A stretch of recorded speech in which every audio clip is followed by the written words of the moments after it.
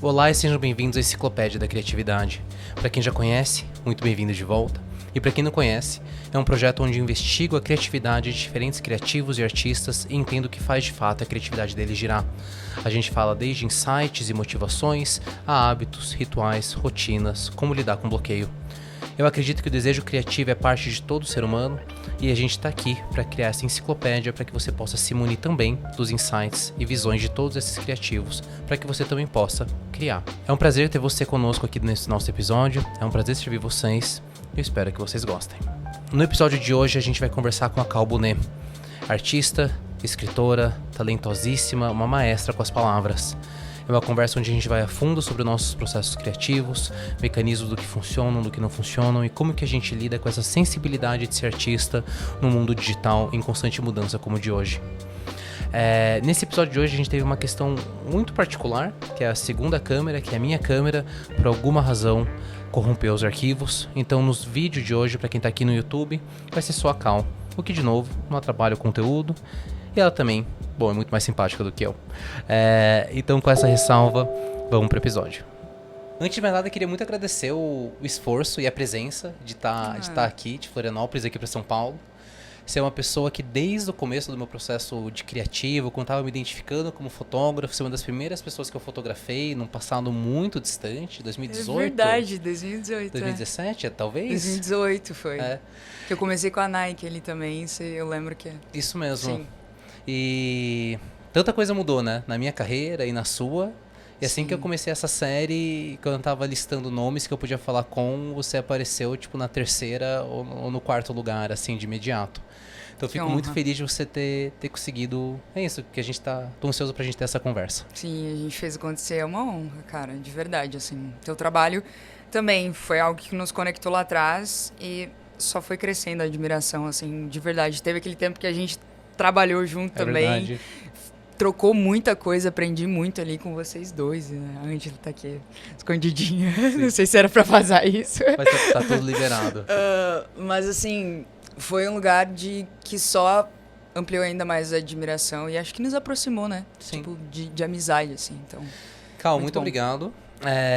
Eu acho que uma das coisas que eu tô muito ansioso pra conversar com você é que você tem um talento que poucos criadores têm, que é o talento das palavras. E tem muitas pessoas que acessam essa criatividade através de diferentes maneiras. Eu acho que isso que é lindo da arte. Sim. Porque a pessoa não sabe falar, ela pinta, ela esculpe, ela grita, ela pode fazer o que for.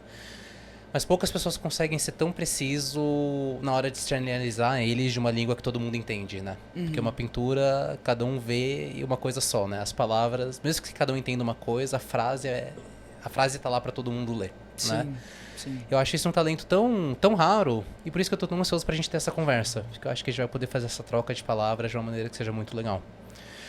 Cal, vamos começar do começo então, pra quem tá ouvindo pela primeira vez. Pergunta até um pouco cretina, mas como que você se apresentaria pra quem tá ouvindo falar de Cal pela primeira vez? Cara, eu acho que eu começaria dizendo que eu estou. Tipo, hoje em dia eu estou estudante, voltei pra esse mundo, tô, né... fazendo minha graduação em psicologia e é um lugar muito gostoso de poder falar isso, já foi um lugar de muito nervosismo e hoje eu estou me redescobrindo também como escritora, porque durante muito tempo eu nunca bati no peito e assumi essa cara, essa responsabilidade que é tudo isso exatamente que você falou, assim, colocar pra fora o que eu tô sentindo, mas que muitas pessoas se identificam e eu acho que é uma responsabilidade no fim, sabe? Ao mesmo tempo que tudo foi natural, hoje em dia eu consigo encarar esse meu natural com um pouco mais de seriedade, de um lugar confortável, assim, a ponto de falar, eu escrevo, sabe? Então, todo esse processo, assim, e hoje eu estou nesse lugar de criativo com a Núvola também, que é a empresa que eu venho desenvolvendo há 5 anos e agora que está acontecendo mais para fora do que para dentro. Sim. E é isso, estudante, empreendedora e escrevendo. Cal, 3 coisas me chamaram a atenção logo nessa primeira frase. A primeira é se assumir escritora, que eu acho que isso é um ponto de dor para muitos criativos de muitos nichos. Eu, quando fotógrafo, também, qual que é o ponto que eu posso falar em voz alta? Eu sou fotógrafo. Qual que é o ponto que eu posso falar em voz alta, eu sou ator? É quando alguém me paga para fazer isso, né? Então, acho que isso é um ponto que todos os criativos sofrem, então quero que a gente fale sobre isso. Sim. O segundo é do seu empreendimento, que você disse que faz 5 anos, que agora que está vindo para fora. Mas eu acho que essa relação da passagem do tempo, acho que todo mundo que quer criar, ainda mais numa era digital, espera resultados muito imediatistas, então acho que é legal trazer esse insight do porquê que a gente precisa de tempo para as ideias e nós mesmos amadurecermos. E terceiro, até falar um pouco sobre essa... Eu vou até falar talvez humildade, assim, de olhar e falar, quero voltar a estudar. Então são 3 coisas que eu achei que de prima já chamaram a atenção. Sim. Mas acho que a gente pode começar da que eu mencionei primeiro, assim. Essa coragem de se assumir como que somos, assim. Se assumir como criativo, como escritor, como fotógrafo. Eu mesmo demorei 5 anos desde que eu comprei minha primeira câmera para falar em voz alta. 5 não, 4 anos para assumir desde que eu, né, sou fotógrafo, né? Então, você que já escreve, já tem livro publicado, por exemplo, né? Você já... Como que... Vamos desenvolver um pouco mais, assim, por que você sente essa questão de se assumir com leveza hoje? Por que esse foi um processo difícil para você? Cara, talvez eu devaneie um pouco, tá? Talvez eu vá muito, assim. Vamos nessa. Mas meu processo de escrita, eu entendi que ele acontecia lá nos meus 14 anos de idade. Eu já tô com 29. Eu tinha um blog e eu só... Tipo assim, hoje a gente tem esse hábito de pegar o caderno e escrever os sentimentos. Eu pegava o blog e escrevia lá, né? Depois era Blogspot, fui pro Tumblr. Aí Tumblr, pô, vou escrever tudo aqui. E eu nunca me apegava a isso, porque isso só passava, sabe? Eram sentimentos, vivências que elas iam passando. Até hoje é assim. Só que qual a relação? Conforme eu fui crescendo e entendendo como o mundo funcionava no pagar boleto, né, no dinheiro e nesse mundo do... Assim, naquele tempo, pra mim, o mundo criativo, ele não podia existir. Não podia existir eu só escrever, eu só tocar violão, que era uma coisa que eu fazia mais, e cantar e tal, porque isso não pagava as contas, entende? Então, eu acho que grande parte dessa trava de custar a me reconhecer e bater no peito disso, veio desse lugar, do tipo, cara, isso não me dá dinheiro, então eu não posso falar que eu sou isso. Entende? E também nos lugares de comparação. Tem amigos que têm a mesma quantidade de livros e aparecem em todos os lugares e recebem antecipadamente para escrever tal coisa. Eu não sou essa pessoa, então eu não sou escritora. Entendeu? E eu só consegui me reconhecer escritora tem 2022, tem 3 anos. Entende? Que aí o processo foi autoconhecimento. Pra mim, eu achava que você era escritora desde que eu te conheci em 2018. Bizarro, né? E é doido como a gente se auto-sabota nesses lugares. E esse processo de autoconhecimento foi de entender que a minha sensibilidade, as minhas vulnerabilidades, elas precisavam existir de alguma maneira e serem postas pra fora, sabe? Então é isso que a gente tava falando, de pintar, de escrever, de não sei o quê. Isso que pra mim... É a natura do ser humano que a gente cresce fazendo e a gente vai perdendo. Isso precisava existir através de mim e a minha escrita era isso, entende? Perfeito. Então, por exemplo, hoje eu tenho, assim, de questão de direitos autorais, etc. É algo que eu não ligo, porque a escrita é natural. Mas hoje eu falo que eu escrevo, sabe? Perfeito. Então... Perfeito. Eu percebo que a gente é muito...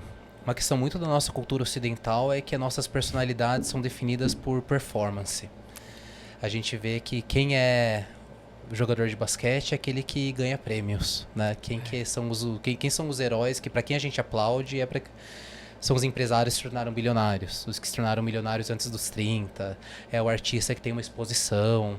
Então a gente está muito associado à nossa performance, à nossa identidade em performance. Sim. Eu lembro até quando eu era criança, uma pergunta que olhando para trás, eu sei que não veio desse lugar, mas eu acho uma pergunta tão cretina que fazem para uma criança, o que você quer ser quando crescer, né? Como se você tivesse que definir alguma resposta, assim, o que você faz é o que te define, né? Eu acho que conseguir entender que, pelo menos no aspecto criativo, o que você faz não é necessariamente relacionado à performance, sim no quão verdadeiro aquilo é para você, ou no papel que aquilo tem para você, é um processo de desconstrução muito profundo, assim. Para mim foi muito difícil. Até hoje, na verdade, quando eu crio peças ou publico peças, no caso, faço um post, por exemplo, se não existem aplausos, depois daquilo eu questiono quão bom aquilo verdadeiramente foi. Sim. E consegui chegar nesse lugar de que o que me define como fotógrafo é que eu uso a fotografia para criar, para comunicar alguma coisa que vem de dentro, assim, é uma ferramenta que eu domino e uso ela para me expressar, e isso para mim é suficiente. Cara, precisei de quase 10 anos fazendo isso para conseguir chegar nesse lugar. Muito louco, né? Muito louco. Calma, se alguma pessoa que tá sofrendo por esse processo, assim, alguém que tá demorando para se identificar, poder falar em voz alta, eu sou o que eu sou. Você teria talvez alguma conversa, alguma dica, um primeiro passo para como a pessoa se encontra ou encontra essa autoestima de falar isso em voz alta?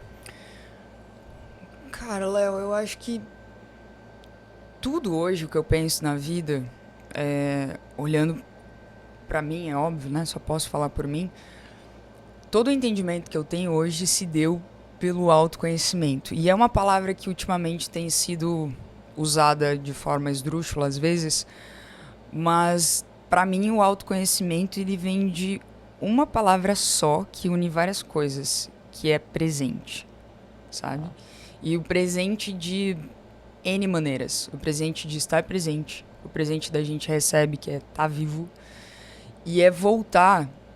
A gente acho que vai falar disso em algum momento das redes sociais, mas eu tenho nadado muito contra a maré nesse mundo das redes, sabe? E eu preciso, intrinsecamente, olhando pra mim, ser fiel a mim, entendeu? Eu preciso fazer o que eu tô confortável, trabalhar com quem eu tô confortável, como eu tô confortável. A gente falou no off aqui antes de olhar para o nosso corpo, como o nosso corpo se sente. E o nosso corpo fala com a gente, o sistema nervoso, ele é tipo o maior professor, entende? Então, às vezes, a gente tá, cara, angustiado num lugar e a gente continua ali porque precisa aquilo ali. E tudo bem, a gente sabe que existe um sistema que a gente precisa servir. Mas talvez tentar coisas novas que... Pô, uma dica muito legal que eu acho que todo mundo pode fazer. O que você fazia quando criança? Eu tenho essa pira desde 2019, assim, talvez um pouco depois, quando eu comecei a observar os meus irmãos. Eu sou a última de 5 e o meu irmão mais velho tem quase 50, né? Tem 50. E ele coleciona moeda. E quando ele era mais jovem, ele trabalhava para colecionar gibi. E, tipo, hoje o passatempo que ele encontrou, a forma de relaxar, de voltar para ele, foi colecionar moedas. Entende? O meu irmão do meio joga futebol, que era o que ele fazia quando criança. O outro joga basquete, tá tipo disputando campeonato agora. Depois dos 40, se reencontrou nesse lugar que foi um reencontro, que foi um lugar onde ele queria ter seguido carreira, sabe? O outro também. E encontraram um lugar de se entender, de se conhecer ali. E para mim foi mais ou menos esse processo no autoconhecimento de encontrar a minha criança. Entende? O que a Cauane gostava de fazer? Pintar, desenhar, cantar, entende? E aí ali vai começando esse processo. E, cara, é um processo. Sim. Esquece o tempo cronológico, esquece a pressa e vai fazendo o que precisa ser feito. Né? Eu digo isso pelo meu caminho, assim. Eu escrevia, mas eu ia lá e trabalhava de caixa numa hamburgueria, garçom, lavava louça, fazia o que precisava ser feito para pagar as contas. Sim. Mas esse lado eu ia alimentando ele, sabe? Conforme quase uma forma de conseguir seguir. Se você não sabe direito, segue seu instinto, né? Uhum. O que você gosta de assistir no YouTube que você acha legal, por exemplo? Ou o que esse instinto te chama? Isso que você falou da infância é algo que eu nunca tinha dado muita atenção. Questões pessoais, não sei se a gente vai entrar nesse assunto ou não, mas eu tinha uma visão muito negativa, assim, de toda a minha infância, assim. Eu colocava de uma forma como se tudo que aconteceu antes de eu sair de casa não valeu a pena. Eu precisava excluir. O que eu percebo o quanto que isso é falso, assim, né? A gente consegue se contar mentiras dentro da nossa mente. Tô me reconectando com a minha família, com a cidade que eu nasci e tô descobrindo que tinha muita alegria ali também. Mas eu carreguei isso por muito tempo. Então, por alguma forma, onde eu quis me descobrir foi dos últimos 10 anos pra frente. né? Eu ignorei todos os outros 21 anos que eu tinha vivido antes. Mas agora que você falou, eu lembro que o Léo, quando criança, uma coisa que eu adorava fazer era prestar atenção nas pequenas coisas, assim.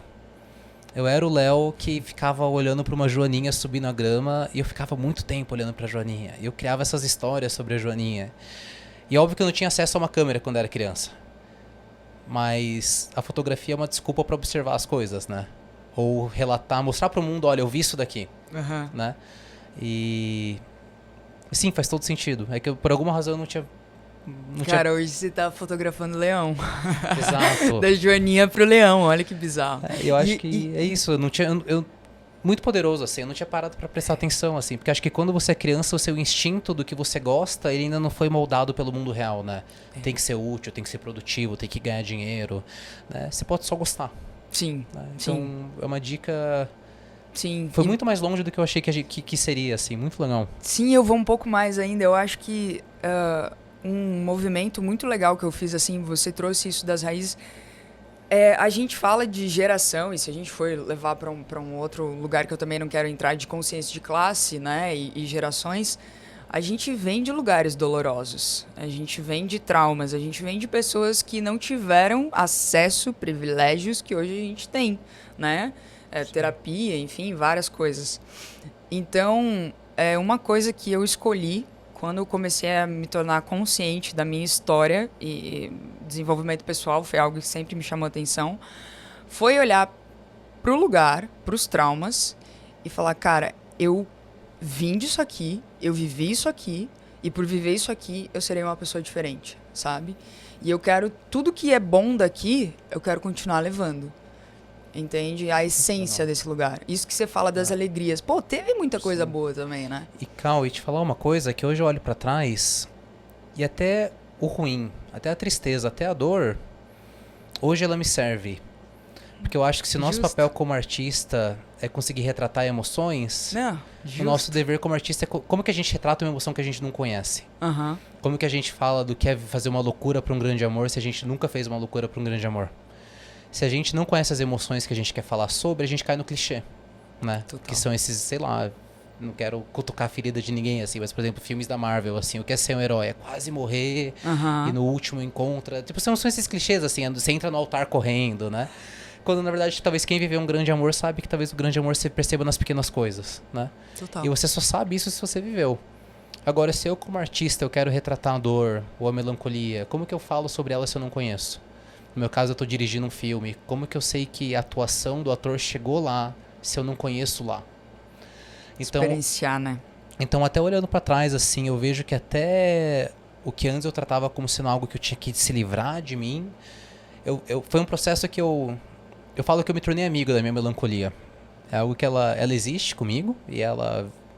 Às vezes vinha à tona assim, eu nem percebi que ela vinha à tona. E quando ela vinha, eu me escondia, assim, né? Eu tenho esse refúgio que desde criança eu me escondia no banheiro, assim. Eu ia pro chuveiro, eu me escondia no banheiro, sabe?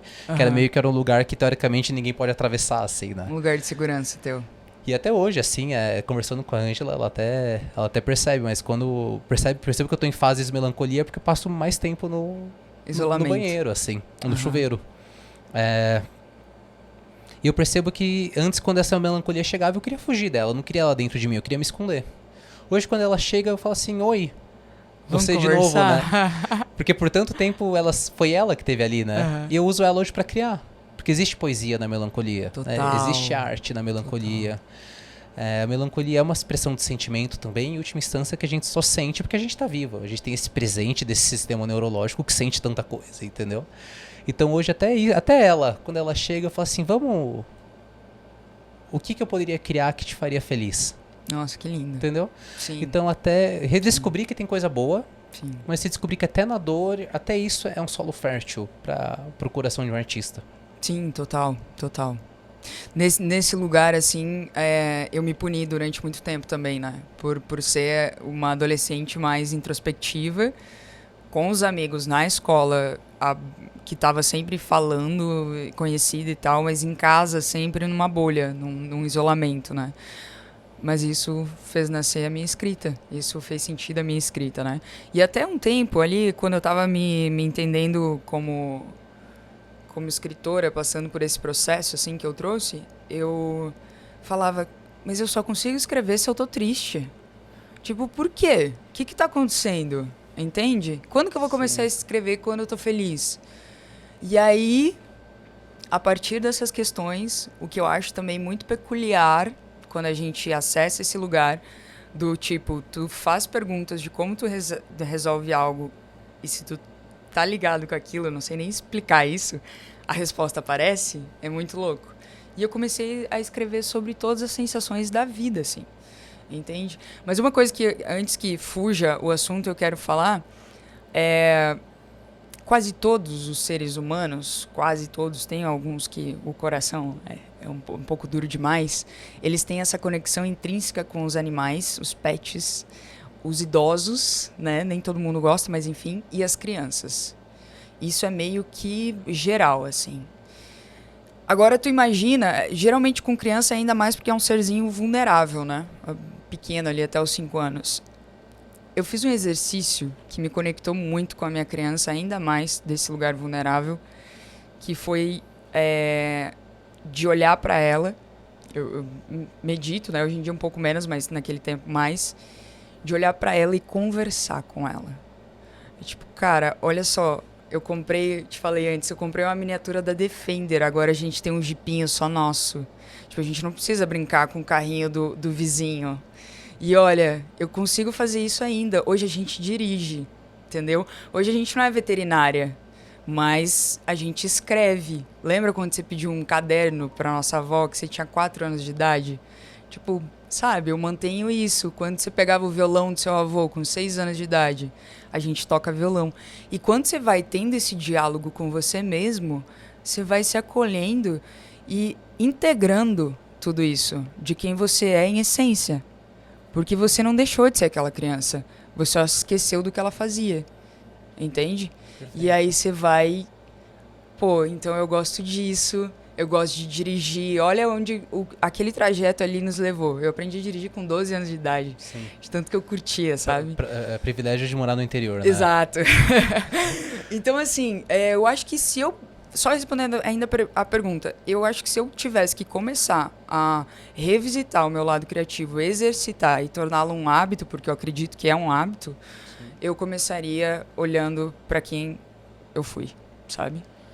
Cal, agora uma pergunta prática, assim, essa conversa que você tinha com essa sua criança era puramente mental? Você chegava a falar em voz alta? Alguém que quer ter esse diálogo, como que você fazia? Eu comecei mentalmente. E eu tenho muita memória fotográfica dos meus 4, 5 anos, mas eu tinha dificuldade em me ver. Então, eu pegava uma foto minha, criança, e eu lembrava, por exemplo, que eu amava cantar no pátio da minha avó.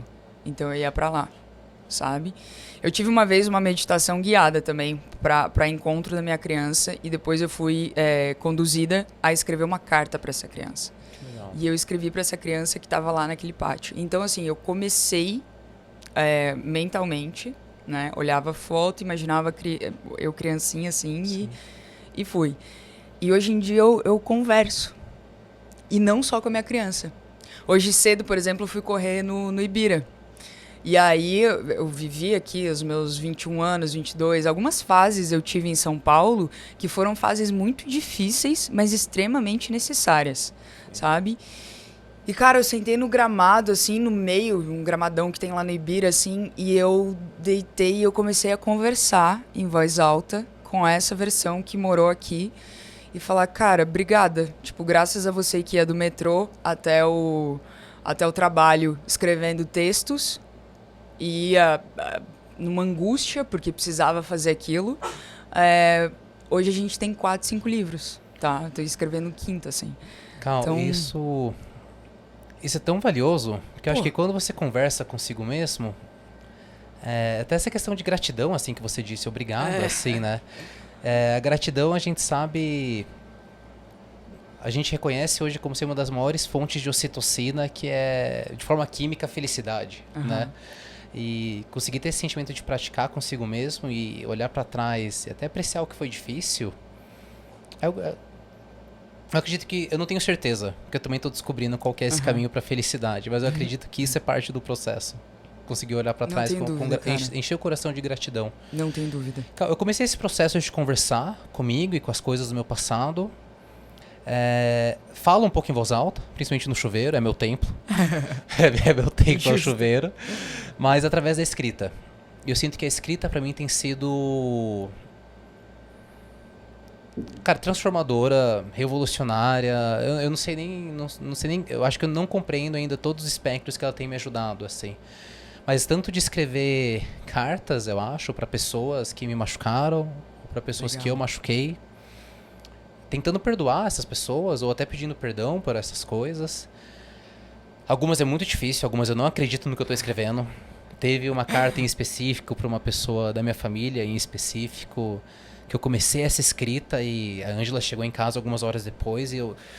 Nossa, parecia... Foi físico, assim. Olha o corpo falando. Eu não acreditei em nada que eu escrevi, mas eu precisei pôr para fora, eu precisava reconhecer o que é que ela tinha feito, pelo menos reconhecer. Isso foi valioso. Mas todo o resto eu comecei esse processo de escrever os meus sentimentos, não com a intenção de que vire um texto coeso para ninguém. Inclusive eu tenho minha regra e uma parte do meu ritual que eu faço toda manhã. Eu acordo. Primeira coisa que eu faço é algo meio chato, meio difícil. Então a primeira coisa porque é isso, assim, eu quero uma dopamina útil, assim, a dopamina por ter feito algo que eu precisava ter feito, não algo que me agradou. Legal. Então eu acordo, escovo os dentes e dou remédio para cachorro, por exemplo. É isso, primeira coisa. A segunda coisa, eu escrevo 3 páginas. Peguei essa dica de um livro, inclusive, O Caminho do Artista. E esse hábito que o livro sugeriu ficou. Porque eu tenho que completar 3 páginas, eu não posso sair antes da 3ª página. Uhum. E muitas vezes a primeira página, como é a primeira coisa que eu estou fazendo no meu dia, a primeira página é um pouco mais devagar. Na metade da primeira página para a segunda página vira uma questão muito mais prática, o que está me incomodando de trabalho, o que eu preciso conquistar, qual relação do trabalho eu preciso conseguir ajustar. E de repente eu encontro a solução para essa questão na segunda página e chego na 3ª página e eu encontro um lugar de... Normalmente na 3ª página que eu encontro os insights que eu precisava. Que eu reflito sobre as minhas atitudes e eu consigo me avaliar dia após dia. Lindo. Então através da escrita tem sido um processo terapêutico muito profundo, assim. Uhum. É que eu nunca pensei em como que isso depois viraria uma história. Nunca dei o próximo passo. Por que eu me identifico como escritor? É porque eu não crio uma peça escrita que eu quero para alguém ler, né? Mas é um lugar muito... Eu descobri que para o meu criativo existir bem, eu preciso esvaziar e encher o tanque.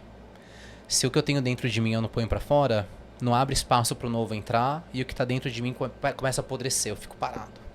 Então a escrita, como eu ponho para fora, como eu esvazio esse tanque. Sim. Aí depois tem espaço para a vida vir e continuar.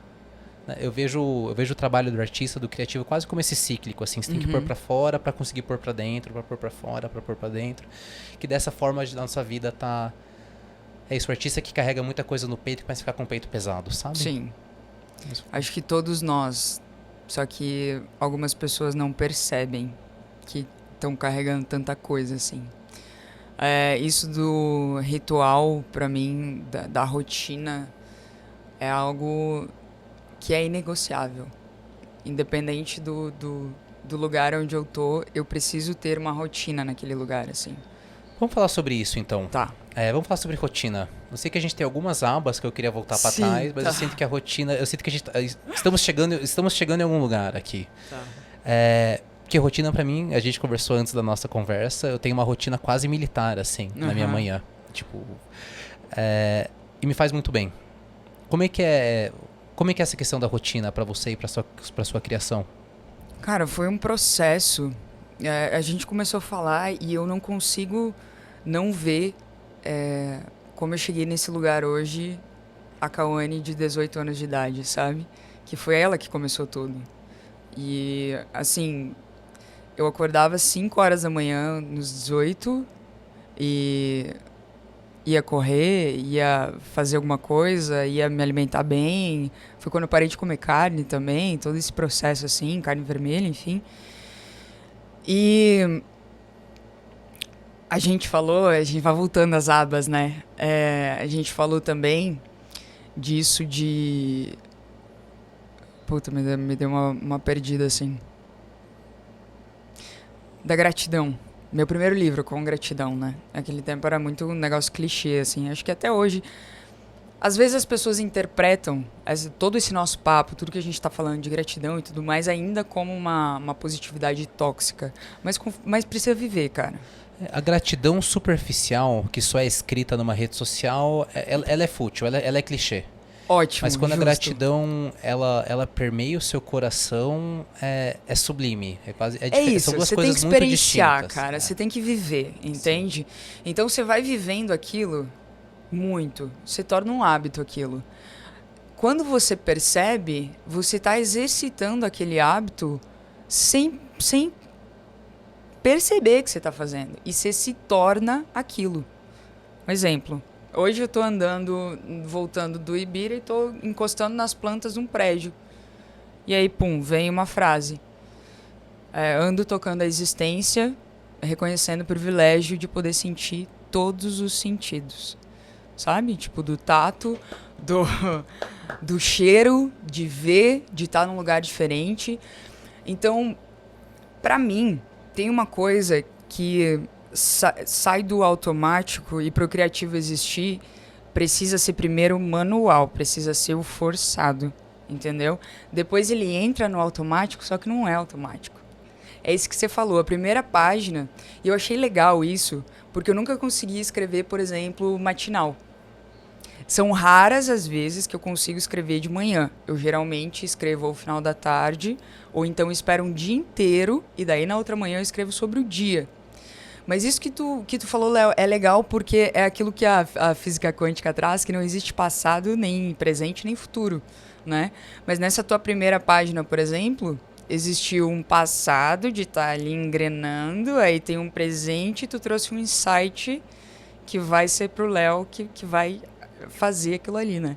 Então, eu acho isso tão lindo nesse hábito da rotina, no hábito, porque o criativo, a partir do momento que você pega um hábito, ele vai abrindo muitas portas, entende? E às vezes eu sinto que no mecânico das coisas, no automático das coisas, a gente não abre tanta porta assim. No abstrato, talvez a gente abra mais portas do que no concreto, né? Que faz o que precisa ser feito, assim. Eu acho que uma das coisas até que eu percebo... Eu vou abrir um parênteses relativamente curto antes da gente abrir essa parte das redes sociais, assim. Mas o nosso cérebro, hoje em dia, a gente tem muitas recompensas de dopamina muito rápidas. E para você conseguir entrar nesse fluxo criativo, né? O pessoal em inglês é um termo que eles usam muito comum, né? O state of flow. Em português a gente não fala estado de fluxo, né? Fica meio estranho. Sim, meio gourmet. Mas esse estado de fluxo criativo, assim... Eu sinto que eu só consigo chegar nele depois de uns 15 minutos. 20 minutos. Entre 15 e 20 minutos é quando eu entro nele. Só que quantas vezes eu não entrei nele, porque nos primeiros 5 minutos era uma notificação, era uma distração, era um tédio. Então eu percebi que o começo do meu processo criativo tinha que ser muito... Era uma questão de disciplina. Eu não gosto de escrever de manhã, mas eu vou sentar pra... Eu vou me obrigar... Por isso que é importante eu me obrigar até a terceira página. Porque se eu deixar ir até onde eu tô a fim de ir, não tô fluindo, né? Ou alguma distração me vem, né? Sim. Então eu descobri que, pra mim pelo menos, parte do meu processo, quando eu sento pra criar, a primeira coisa que eu faço é... Os primeiros 15 minutos é na base da disciplina. E a partir daí eu não vi que passou 2 horas. Isso que você trouxe é muito legal. Eu li já ouviu falar do Steven Pressfield? É um escritor? Acho que não. Cara, eu tive acesso ao livro dele, que agora no nosso português abrasileirado foi lançado como outro título que eu nem faço ideia. Mas o livro é A Guerra da Arte. Ah, tá. Não conheci o escritor, mas eu conheço o livro. Sensacional. E ele fala disso, ele fala da disciplina de você sentar todo horário para escrever, que no caso ele é escritor, né? E aí ele senta, ele tem um ritual de conversar com a musa. Desculpa, conheço o escritor sim, eu ouvi um podcast de 1h30 sobre ele, sobre esse livro dele, sim. Perdão. Então, prossiga. E cara, eu acho, o livro dele conversou comigo, a gente falou antes no off do ato criativo também, nesse nível, sabe? De ele sentar, de ele ter essa rotina do criar, né? E a gente estava falando antes também no off, eu precisei criar um ambiente. De novo, eu tenho muita ligação com a minha criança, talvez nem todo mundo se encontre nisso, mas eu penso que a gente é uma criança que tem que fazer coisa de adulto, Entende? Esse é o pensamento que eu tenho. Então eu preciso fazer o que tem que ser feito, eu preciso acordar, escovar o dente e dar remédio pra cachorro. Mas, pô, eu quero viver o meu lado criativo. A criança tem um hiperfoco dela nas coisas, se você for perceber, assim, independente do que ela esteja passando, ou enfim, ela tem um negócio que ela é fiel àquilo. Toda criança tem. Ou é a naninha, ou é um brinquedo, ou é alguma coisa. Então, aqui nós adultos somos fiéis, tipo, que nos remeta a essa essência, entende? Eu fico pensando assim. Então, criar essa rotina, disso que a gente está falando, para mim, foi... Assim, existe bloqueio criativo hoje, existe para mim. Mas se eu sento e se eu acendo a minha vela, se eu sento no meu computador... Cara, eu comprei uma tela, era o meu sonho de vida, né? Ter um setup com uma tela maior, porque eu sentia que eu só ia conseguir colocar quando eu tivesse uma tela. Daí agora, recente, eu decidi que eu precisava escrever na parede.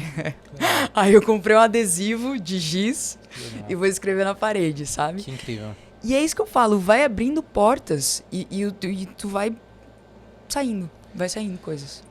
Quando você precisa entrar nesse seu momento de criação, assim, você tem algum ritual, assim, alguma coisa que tipo, é sua rotina ou não, assim? Eu chamo de catarse.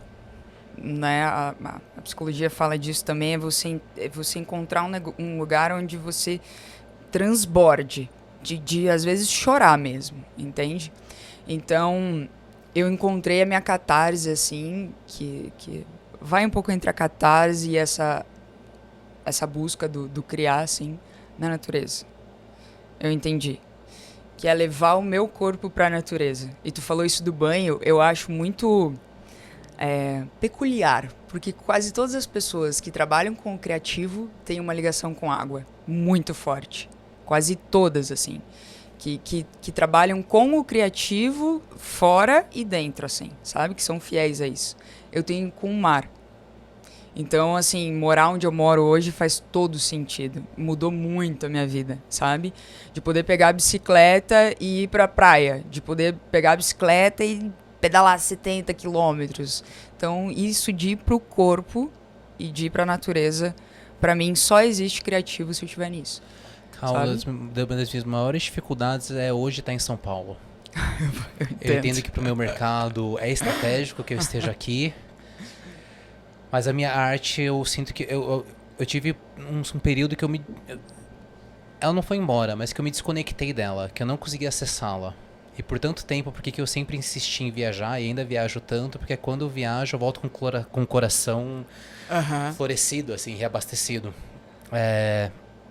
Eu entendo o que você fala. Sim. Dentro de um cenário urbano é muito, muito difícil e às vezes o que eu tenho é um chuveiro para ter acesso a essa água. Sim, eu entendo completamente. E você falou isso da viagem, eu tive esse insight hoje também, porque quando eu volto para São Paulo, desde o ano passado, tem sido voltas muito rápidas e para participar de coisas muito legais, assim.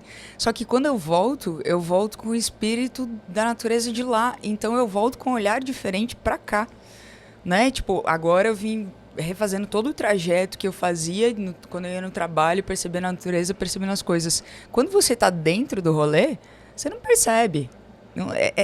Você pode até perceber por isso ser um hábito seu, mas você acaba sendo engolido naquilo ali, uma hora ou outra, sabe?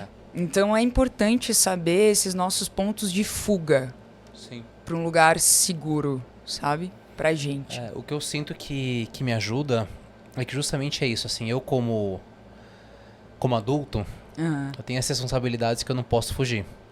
Já tentei fugir de várias por muito tempo e não funciona. Porque vai virando aquele monstro no fundo da cabeça e você nem foca no que tá na frente porque você tá preocupado com o que tem atrás. Sim. Né? Então eu descobri que ao desenvolver uma rotina, eu usei o termo quase militar no sentido de metódico, assim, de rígido com horários, é uma maneira que eu descobri que dessa forma eu cumpro com o que eu preciso cumprir com o mundo real e eu abro o máximo de espaço possível pro livre se tornar. Então, uma vez que eu não tenho esse acesso à natureza sob demanda, né? Não tenho esse pay-per-view assim de natureza, eu descobri que eu precisava criar esse ritual para conseguir pelo menos liberar o espaço mental para poder focar na criação. Então, quando eu falo da minha rotina, é zero no sentido de que eu acho que isso funcionaria para qualquer outra pessoa, porque mesmo a Ângela mora comigo, somos sócios da mesma empresa, e para ela essa rotina não funciona. Ela tenta me acompanhar em um dia, no primeiro dia ela já odiou, e sabe? e tá tudo certo, né? Sim. Mas isso sim. me deu esse insight que, assim, quando eu compartilho, não é no sentido de que façam que isso vai funcionar. Mas talvez nesse processo... Mas talvez possa te dar uma inspiração de que, opa, eu preciso encontrar o que funciona para mim. Né? Porque eu tentei vários processos, né? A gente falou dos coaches de Instagram, né? Acorde às 5 da manhã, porque a CEO da Pepsi acorda às 5 da manhã, né? Eu não sou CEO da Pepsi. Por que diabos eu vou fazer o que ela faz, entendeu? Sim. Óbvio que tem hábitos que eu posso testar. Mas se não funciona, eu não vou insistir, né? Mas pra mim eu acordo, a primeira coisa é essa dopamina difícil, assim, de escovar os dentes, dar o remédio. Depois eu sento pra escrever. Aí depois eu entro logo no grandíssimo bloco que é cuidar do meu corpo. Que eu preciso me exercitar, eu preciso ir na academia. Não é pra uma questão estética, mas é pra uma questão de que eu sinto que o meu dia é melhor, a minha criatividade é melhor. Meu cérebro é melhor porque ele funcionou, ele oxigenou meu corpo é feito pra ser mexido, assim, né? Eu acho que esse é um ponto que eu gostaria de entrar contigo, porque logo depois do pôr pra fora no papel, logo em seguida uma questão muito prática de que eu preciso me cuidar. O meu trabalho, meu trabalho de criativo é inclusive físico. Eu preciso caminhar, fazer uma trilha até a vista que eu queria fotografar. Eu abaixo, eu levanto, a câmera é pesada. Sim. Então, se a minha experiência, se a minha criatividade é limitada pelo meu corpo, quanto melhor o meu corpo responder e melhor ele estiver, melhor a minha criatividade vai fluir, né? Então, o que eu quero dizer aqui no espectro de se cuidar é zero querer ser um padrão normativo de nada. É uma questão de que se a nossa experiência é limitada pelo corpo, então cuidar do corpo me parece uma boa estratégia. Sim, né? Sim. Tem uma coisa que a gente acho que só pensa se tiver numa roda e alguém começa a falar sobre, ou se a gente vai procurar, se a gente se interessa, ou a gente simplesmente às vezes ignora. Que eu volto, né? Pra gente falar de corpo, eu acho que precisa falar de sistema nervoso. Porque no sistema nervoso é onde está tudo, é onde está a ansiedade, onde está não, né? Onde vive, porque o sistema ele vai por tudo, assim. Sim. E voltar para o nosso corpo. Então, quando muito cedo eu tinha crise de pânico, né? Eu tive umas crises de ter ausência, assim, né? E, inclusive, no primeiro semestre da faculdade, eu descobri como isso acontecia neurologicamente. Eu fiquei assim, ó, caramba. Tipo, o teu corpo, ele simplesmente... Conhecimento é uma arma muito quente, né? O teu corpo, ele simplesmente fala, caramba, tá acontecendo alguma coisa aqui, vou desligar, pum. Pra te proteger. Sim. É bizarro, entendeu? O sistema tá super aquecido. É que nem Exato. Quando eu tenho uma caminhonete velha que você conhece, né? Já aconteceu de eu estar dirigindo, ela tá aquecendo, eu desligo. Ponto, entendeu? Então, assim, é aquilo luta ou fuga que a gente fala, é o sistema nervoso parasimpático, é o central, é o bagulho todo acontecendo, uma série de coisas conectando e a gente não faz ideia disso. Então, como é que a gente vai cuidar de algo que a gente não faz ideia que existe? Então, assim, como que eu consegui lidar melhor com a minha ansiedade lá atrás foi começando a correr. E aí, quando eu estava correndo, eu era obrigada a respirar. Mas não era de qualquer jeito, senão eu não ia aguentar correr. Então, eu fui começando a entender como meu coração funcionava. Isso aqui dá taquicardia. Então, através da taquicardia, eu começo a alimentar esse medo, e aí esse medo vira um pânico. E eu fui, começando a entender que eu precisava do exercício físico para respirar. Forçadamente. E se eu tivesse aquilo habitual, eu ia ter menos crise de pânico, menos ansiedade. E aí eu fui lendo, e uma coisa é aquilo que eu falei, você vai entrando num mundo de Nárnia ali, você vai descobrindo mais coisas. E pra mim, Léo, o exercício, em vários momentos, eu sei às vezes que eu não tô bem quando eu me exercito demais. Que eu tô tipo assim... hoje cedo eu vou treinar na academia, de meio-dia eu vou fazer uma yoga e à tarde eu vou fazer uma corrida. E aí eu faço isso 2 dias seguidos, às vezes, e eu falo, por que eu tô fazendo isso? E aí, certeza que tem alguma ansiedade rolando, que tem alguma coisa que vai acontecer que eu não tô conseguindo acessar, entendeu? Então, assim, talvez a gente mudar só essa forma como a gente vê o exercício. o exercício físico. Sim. Do tipo, por que eu preciso me exercitar? Eu preciso fazer musculação como todo mundo faz? Não.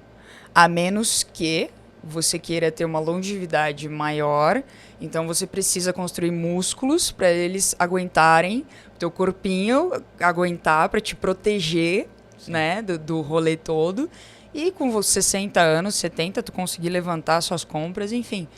Posso começar a trabalhar isso aos 40, 50? Pode. Mas se você começar agora, como é que você vai chegar lá na frente, entende? Eu tenho um amigo muito querido, inclusive espero trazer ele nesse programa.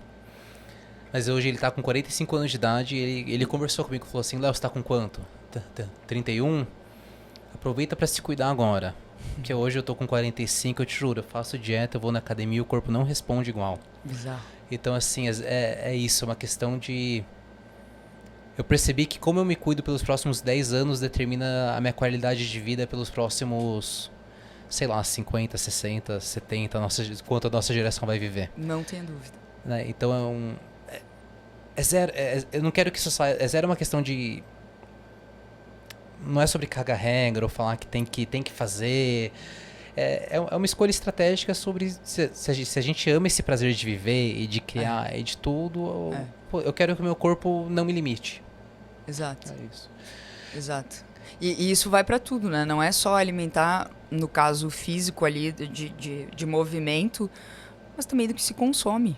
Muito se é falado sobre isso e eu acho que pouco se é levado a sério. E eu não falo no sentido... Em todos os sentidos. Em todos os sentidos. Do tato, do olhar, do que você assiste, do que você lê, de tudo, cara. Perfeito. Eu gosto de entrar em categorias. Eu funciono muito entrando em categorias. Então, assim, entre em cada categoria. A categoria sensorial. Então, vai lá pro tato. Pro cheiro. Tipo, tudo. Tudo vai te nutrindo e desnutrindo. Sabe? E eu não sou a favor de extremos. Eu sou zero essa pessoa. Eu acho que, cara, a diferença entre o remédio e o veneno é sempre a dose. Então, por exemplo, ano passado eu voltei a tomar Coca-Cola depois de 8 anos. E aí, assim, é coquinha zero, porque eu vi que não tinha problema. Eu gosto muito como que a gente tá falando de algumas coisas muito profundas e de repente a gente nada, chega uma da Coca-Cola. Perfeito. Não, mas é legal mas isso. Porque essas coisas profundas, em última instância, no dia a dia, é isso, né? É uma Coca-Cola. Sim. E aí eu vi que, olha isso, eu comecei a ter prazer na Coca-Cola porque eu comia pipoca vendo um filme. Aí, então, aquele momento era o meu ritual de pegar minha coquinha zero com gelo, tinha todo um rolê, a minha pipoquinha... Quando eu vi, Léo, eu tava no almoço pedindo uma coca. Eu nem bebo durante a refeição, sabe? Eu nem tenho esse hábito. Sim. E aí, quando eu vi, eu tava indo pra casa da minha mãe, comprando fardinho daquela coquinha e tomando, tipo... E aí, final do ano passado, eu falei, cara, por que eu tô fazendo isso? Sim. Tipo, meu sistema nem tá gostando desse negócio. Eu tô, assim... Eu comecei com uma promessa... Tipo, com um prazer, e isso aqui já tá se tornando uma coisa corriqueira. Sim. E eu nem faço questão, sabe? Então, às vezes, a gente vai adquirindo umas coisas também que... Por que eu tô fazendo isso? A gente se questiona por que a gente tá fazendo aquele negócio, sabe? Sim. E aí eu quero parar com isso aqui. Só que aí, semana passada, eu fui comer uma pipoca. E eu, poxa, minha coquinha, sabe? Sim. Então, assim, mas dá vontade que eu entenda que vai ser naquele momento... E equilíbrio. Eu amo uma pizza, cara. Eu amo pizza e vinho. Eu não vou deixar jamais de comer isso. Entende? Eu sou italiana, amo uma massa, um negócio. Então, é saber passar por esses lugares em todos os contextos. Amizades. Você vai sair com aquela pessoa que você sabe que você não pode abrir a vida. Você vai sair com a outra que você sabe... Sim. Entende? E você vai pertencer sem ficar naqueles lugares, né? Cal, isso que você falou de... consome, eu vou continuar aqui. Eu acredito muito que a gente é o que a gente consome. Justo. Então isso significa até que eu filtro muito, assim, até inclusive filmes que que são aclamados e de tudo, mas se o filme me leva para um lugar que eu não quero ir, eu não consumo. Né? Por exemplo, filme de terror é algo que eu não assisto, assim. A minha vida já tem coisas assustadoras o suficiente. No meu tempo livre eu vou leão por dia. Eu vou implantar um terror que eu nunca tinha imaginado, mas agora eu imaginei. Por que eu faria isso comigo mesmo, né? Mas Quando a gente fala de um filme, de um livro, de uma comida, a gente vê com muita clareza algo que a gente está consumindo. E a gente não percebe quanto, na verdade, o celular também é algo que a gente está consumindo. Notícia, aí depois a gente é uma geração que acredita que tem que ter uma opinião sobre todos os assuntos. Sobre política, sobre questão ambiental, sobre a luta do popó, sobre... E de repente eu tenho que ter opinião sobre assuntos que eu não tenho nenhum conhecimento para ter uma opinião, né? Sim. E uma coisa que eu acho muito interessante que você faz é... Você é essa pessoa que tem uma audiência que é mais do que considerável, assim, pelo menos não é comum, né, em relação de números que você tem. Quando você posta conteúdo, eu vejo que as pessoas engajam, e as pessoas gostam de engajar por diversas razões. E eu vejo você fazendo um movimento contrário de estar cada vez menos lá. E uma das coisas que todo artista, todo criativo hoje fala, primeiro passo 1 para ganhar dinheiro com o que eu faço, é preciso ter uma conta no Instagram e mostrar o que eu tô fazendo. Só que isso chega uma hora que vira um ciclo vicioso que de repente você gasta mais tempo alimentando o seu Instagram do que criando o que você criou o Instagram para divulgar que você fazia. Né? Então eu vejo fotógrafos hoje em dia, dando exemplo da minha área, tem a foto, mas ele posta o stories do momento que ele estava fazendo a foto, o making off editado fazendo a foto, o vídeo explicando o conceito criativo por trás da foto. Então de repente ele passou mais tempo alimentando aquilo do que de verdade fazendo o que ele queria fazer no primeiro momento. Por um lado eu entendo que possa ter um papel estratégico importante, mas também essa coragem de você olhar e falar, talvez eu não vou dar tanta atenção pra isso, assim. Como você quer, vamos desenvolver um pouco pra esse lado? Meu, isso é muito difícil, Léo, muito difícil. E eu tô na internet há uns 10 anos, envolvendo a internet num contexto redes sociais geral, assim, desde o Tumblr, de tudo, né? Construindo essa audiência, essa comunidade, enfim. Não foi um boom do meu Instagram, nas minhas coisas, foi construção. E eu sempre levei a minha autenticidade à risca. Tipo, inegociável a minha autenticidade aqui dentro, sabe? E outra coisa que eu bati no peito ano passado só, eu sou uma pessoa autêntica, ponto, sabe? E eu sempre fui muito de ser fiel a mim, muito sério, só que várias vezes eu me perdi, né? Então, quando eu comecei a trabalhar com marcas dentro do Instagram... dentro do Instagram, perdi a dicção. Que foi 2019, que foi recente, né? Até então era um lugar ali onde eu existia e estava tudo certo. Sem ser monetizada, eu comecei a trabalhar com qualquer marca que aparecesse. Porque eu posso fazer dinheiro fazendo algo que sempre foi habitual meu. Então eu quero. Precisa pagar as contas também, né? Vamos. Hoje em dia, eu não consigo mais. Recentemente até aconteceu algo que nunca havia acontecido, de um cliente vir com uma proposta, eu aceitar e ele, eu imagino, soubesse do meu contexto, né? Porque minimamente entrou no meu Instagram para aprovar ou não, enfim. E eu levei a minha ideia e eu já tinha feito tudo, tipo, já entreguei, já reeditei, já... E ele, mas eu queria não sei o que. Eu falei, desculpa, se eu acrescentar esse não sei o que você quer, não sou eu. Então, eu não desculpa, não vai dar. E foi muito difícil, porque a matrícula da minha faculdade estava integral para eu pagar e aquilo ia pagar a matrícula da minha faculdade. Então, é muito difícil existir nesse lugar de ser autêntico e ter que bancar essas escolhas do ser verdadeiro a si. Mas são incontáveis as portas que esse lugar me abre também, sabe? Só que, qual que é a maior grande dificuldade, imaginando quem escuta isso que você fala, é porque o autêntico leva tempo para construir.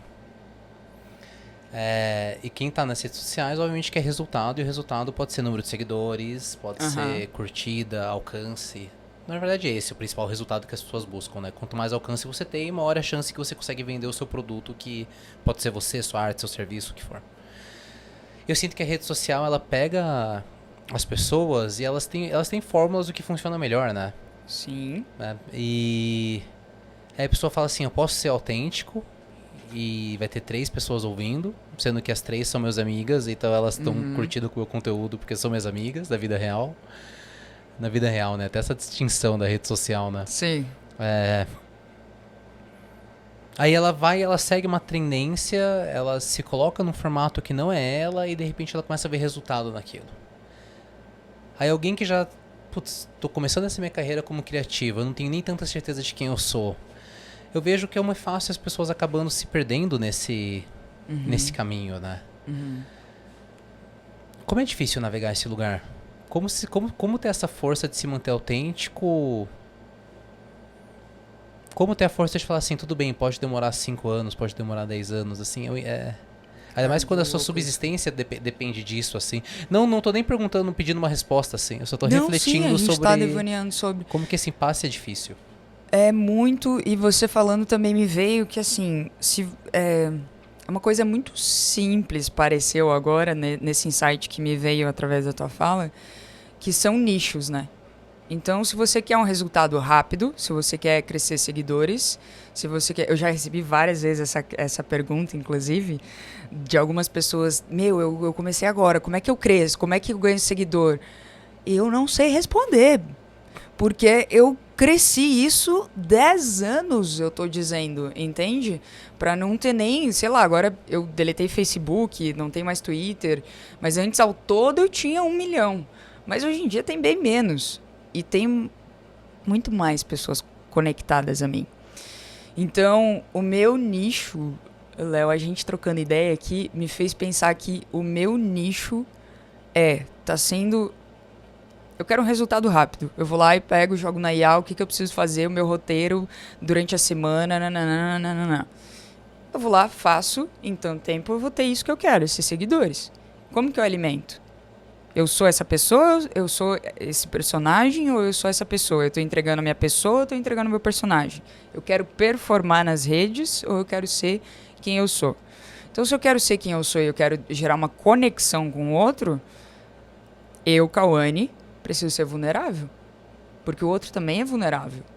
Entendeu?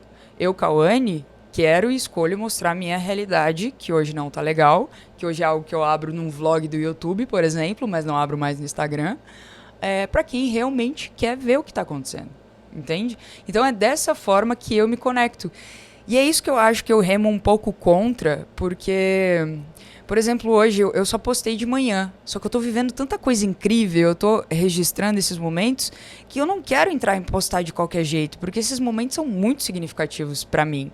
Então eu quero ter um tempo para fazer isso. E às vezes eu perco o tempo disso, só que lá na frente eu ganho a reflexão de tudo que eu vivi ali. E aí eu consigo postar e aí eu consigo fazer. E eu tenho vivido muito isso e tem funcionado demais, assim, para mim, que falo do ser humano, da gente ser, da simplicidade, de olhar uma nuvem. Outro dia eu postei uma caixinha, cara, o que tu me associa quando pensa em mim? Nuvem, bicicleta, conforto, paz, Defender, que eu sou apaixonada, enfim. Mas é muito bom e eu acho que isso vai muito de encontro com o meu propósito, que é de só impactar a vida da pessoa de uma maneira boa. Seja através de uma frase, de algo, de andar, de bike, enfim, qualquer coisa, sabe? Então, não é uma receita de bolo, talvez dependa do nicho, mas se você quer ser autêntico, você precisa construir a sua autenticidade, sabendo quem você é, escolhendo o que você quer passar nas redes. Antigamente eu postava muito mais a minha família, hoje eu posto muito menos. Primeiro porque eu entendi que é a vida deles e que eu não quero ganhar dinheiro em cima envolvendo isso, sabe? Tem marcas que eu vou trabalhar, obviamente, porque eu preciso, mas minimamente elas casam com a minha ideia, sim, pelo menos. Mas tem marcas que eu, cara, infelizmente vou dizer não, sabe? E vou pagar um preço caro por isso. Sim. Mas... Como eu faço uma divisão, acho que você quer ser criador de conteúdo e você quer ser influenciador. E o conceito do influenciador você precisa ter uma audiência engajada, né? Hoje existem micro-influenciadores, tudo, mas você precisa ter pelo menos seus 5, 10, 15 mil seguidores para que o mercado, pelo menos, comece a te considerar em relação de orçamento, de uma questão prática. Sim. Né? Você quer se tornar influenciador, ou se você tem uma empresa que precisa vender, se você de verdade precisa comunicar e vender alguma coisa, precisa ganhar audiência para ganhar dinheiro, é um espectro de conversa que eu não sei nem por onde começar. Porque não é meu. Mas se o seu objetivo é ser a sua melhor versão de criativo ou de artista que você pode ser, aí meu primeiro conselho que eu falo é tenta fugir um pouco das trends. De novo, assim, Léo, mas eu preciso ganhar seguidor porque eu preciso que alguém me contrate. Beleza, é outro espectro. Eu tô falando puramente da sua... Como é que você chega nessa sua autenticidade como artista? E como você não se distrai, não se perde no meio do caminho. Sim. Né? Porque se algo chegou a você e já é trend, significa que já foi feito. Já foi criado e feito e refeito e refeito e refeito. E quando você faz, você acaba sendo só mais um dentro daquilo ali. Só que como que você chega dentro da sua autenticidade se você está fazendo um formato que nem sequer é seu? Né? Sim. Uma ideia que nem sequer é sua. Não que você não possa pegar uma ideia que é sua e talvez repaginar ela dentro de uma trend. Isso é uma coisa. Mas criar tentando seguir o que todo mundo faz... De novo, como estratégia de performance em redes sociais, se funciona ou não é aqui que eu tô chegando. Eu tô chegando só na sua... Para ser autêntico, você precisa se conhecer. E como você se conhece se você só cria o que o mundo fala que você deveria criar? Né? Então eu acho que você precisa muito se dar esse espaço de falar... As trends são ondas. E se você quiser surfar todas as ondas do mar, você tá ferrado. Porque tem onda depois de onda, depois de onda, depois de onda. Entendeu? Se permita deixar elas passarem assim. Comunique o que você achar legal. Isso que você falou eu achei muito sensato, assim, de o que você viveu, não tem pressa de postar na hora. Deixa aquilo assentar, pensa como você quer apresentar aquilo pro mundo, qual que é a narrativa que você quer que o mundo veja aquilo. Hoje o que eu tento fazer é transitar com calma. Primeiro porque quando eu quero postar, ao mesmo tempo que tudo tá acontecendo, eu paro de curtir o que tá acontecendo, que de repente eu tô aqui, tô com a mão no celular. Quando ao mesmo tempo... Putz, eu falo... Às vezes termina... Gera uma expectativa que eu tenho que cumprir. E o meu processo criativo, ele vem muito do não sei. Tá? Sempre foi nessa. Eu tenho um lugar que eu quero chegar e eu começo a andar em direção àquele lugar. Muitas vezes eu não chego onde eu queria chegar. Porque no meio do caminho eu descobri que minha ideia não funcionava. No meio do caminho, agora eu fui fazer uma produção na praia com a Ângela, a onda veio e derrubou minha cabeça de luz no mar e eu perdi a luz que eu tava usando pra criar, entendeu? Ou eu descobri na hora que eu não tinha o equipamento que eu precisava. Sim. Né? Então o meu processo criativo vem do não saber, mas eu não me importo de eu não chegar onde eu queria chegar. Onde eu queria chegar é só um ponto de partida. Sabe a história formal que nos contam de como descobriram a América? Queriam chegar na Índia, erraram e chegaram aqui? A gente sabe que é mais complexo do que isso, mas vamos assumir essa história formal. A Índia era só ponto de partida, desculpa para entrar no barco e se pôr em movimento. Chegou na América, ainda é legal. É outro lugar? Mas se você não quisesse chegar na Índia, você não teria chegado na América, entendeu? Então o meu processo criativo ele vem muito desse lugar do... Quero fazer. E eu descubro ao longo do caminho que eu chego em outros lugares, né? Sim. Antes de eu chegar no final do que eu queria criar, eu já postei falando, estou criando, eu vejo o que eu estou fazendo. Se eu já me comprometi publicamente com o resultado, de repente se eu não cheguei lá... Tu satisfaça com isso. Tipo assim... Só de falar que tá indo. Se eu não cheguei lá, o que eu faço? Eu ignoro a narrativa, ou a pessoa pode depois ver o resultado. Nossa, postou tudo isso e chegou ali, entendeu? Então, às vezes, é isso. Se eu quero interromper o processo de criação e eu quero anunciar sobre ela antes de eu chegar no destino final, putz, eu tô me sabotando. Sim. Então, assim, deixa o processo criativo fluir até o final, depois eu penso como eu quero apresentar isso pro mundo. E é assim que eu tô tentando lidar com as redes sociais hoje em dia. Muito legal. Léo, você foi falando também, fui tendo insights. Eu não vejo hoje a gente querer alcançar algo sem subir os degraus, sabe? Então, TikTok, né? TikTok eu usava muito mais antes como um funil. Funil como? Eu entrava em todas as trends. Eu encarava, pegava o perfil, fazia isso, fazia aquilo. Até hoje eu faço isso às vezes. Só que depois de tanto fazer isso, eu percebi que eu não queria mais estar fazendo isso. Porque aquilo ali meio que era fútil pra mim. Eu não consumia aquilo ali, então por que eu ia estar fazendo aquilo ali, replicando aquilo ali, sabe? Se tipo assim, eu via que tava viral, eu fazia. eu não consumia aquilo ali. Então, por que eu ia querer que a minha audiência consumisse também, sabe? Então, a minha visão era, eu vou usar isso aqui para alcançar mais números, só que a galera que vem no TikTok vai pro meu Instagram. E aí lá vai ver outra frequência de posts, outra coisa. E se quiser ir de lá saber como aquilo tá acontecendo, então vai pro YouTube, que foi um lugar que eu existo há anos lá. E eu tô muito feliz de estar voltando de uma forma muito simples e do jeito que... Cara, eu sempre brinquei com a câmera também. Desde criança, sabe? Meu pai tinha aquelas Kodak e eu ia atrás fotografando. Meu pai corretor ia atrás fotografando boi, terrenos, negócios, sabe? Sempre amei. Então eu voltei a ter essa conexão. Até te mostrei isso aqui. Tipo, eu tinha uns 14 anos, eu acho, quando eu tinha essa câmerazinha. E esse negócio de chegar em casa... Eu não tenho leitor de cartão no celular. Eu tenho que chegar em casa, colocar no computador, daí ver as fotos, se prestou ou não, enfim. Então, assim, eu entendi hoje, e hoje eu tô sendo muito mais essa pessoa no TikTok de chegar, abrir câmera e soltar uma coisa que...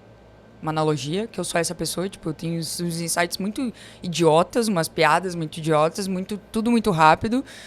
E por muito tempo eu tive receio de compartilhar as pessoas não vão consumir, vão julgar, sei lá. Só que eu sou a pessoa idiota e eu amo ser essa pessoa. Então por que eu não vou compartilhar esse meu lado, sabe? Então eu sinto que eu tô passando por essa transição que começou ano passado e eu tenho gostado muito de compartilhar o dia a dia, como acontece. Pô, eu tô muito mal, eu tô muito melancólica. Por que eu não vou mostrar isso? Entendeu? Por que não? Claro que eu não vou aparecer chorando, igual, né? Enfim, limite, senso. Mas, cara, eu sou ser humano, igual você, sabe? Recentemente eu criei um clube do livro também. Que legal. Que eu criei, assim... Pô, galera, vamos ler um livro junto aí? Nem contava, né? Que ia acontecer. Não sabia nem mexer, cara, no Google Meet, gravar. Eu não sabia nada, eu me senti mó tia. Eu fiquei... Gente, realmente a idade chega, né?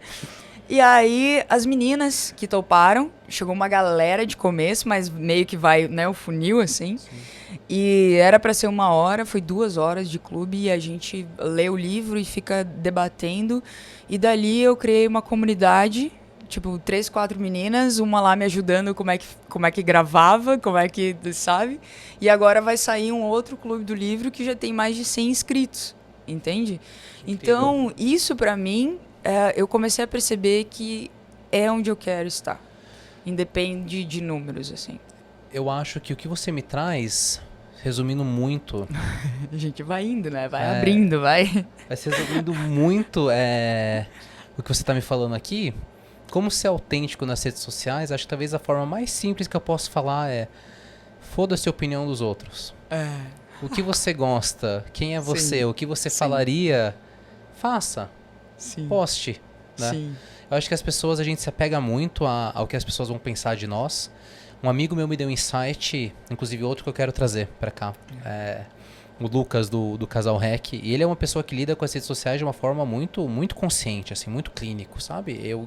É algo que toda vez que a gente conversa, eu percebo quão batata eu sou em tantos aspectos, sabe? Mas ele me falou uma coisa, falou assim, Léo, você cria conteúdo pras 15 pessoas que são autoridade no seu Instagram. Sabe aquelas pessoas que são muito foda no que fazem, eu sei que me seguem? Aquele diretor de cinema, aquele diretor de criação de uma agência absurda, aqueles meus 3 amigos que eu acho que são fotógrafos muito foda. Eu pego 100 pessoas do meu Instagram, que são autoridade no mercado, e eu crio conteúdo para elas. O que elas vão pensar, caso elas vejam meu conteúdo. Uhum. Sendo que tem as outras, no meu caso, 44.400, que não sabem... tanto quanto essas pessoas sobre o assunto que eu quero comunicar, mas poderiam achar muito legal o que eu tenho pra dizer. Sim. E eu não converso com elas porque eu tô sempre tentando conversar sobre isso, né?